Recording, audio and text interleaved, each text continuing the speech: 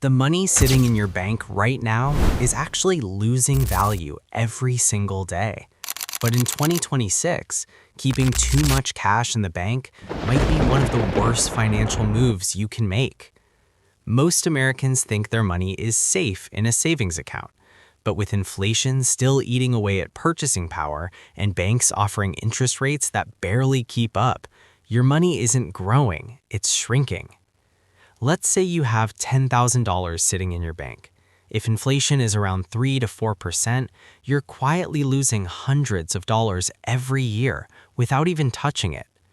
It feels safe, no risk, no stress, just sitting there. But that comfort is exactly what's costing you money. Smart investors in the US are doing 3 simple things.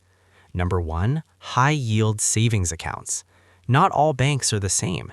Some online banks are offering 4 to 5% interest, way better than traditional banks.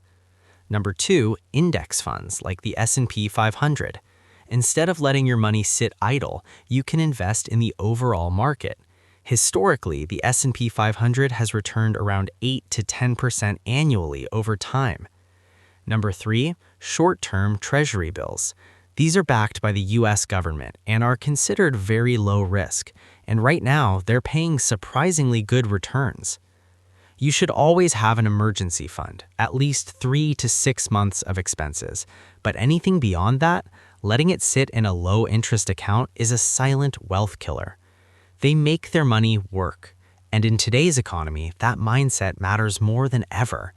If you want to stay ahead financially in 2026, you need to stop thinking like a saver and start thinking like an investor. Hit subscribe for more smart money strategies, and I'll see you in the next video.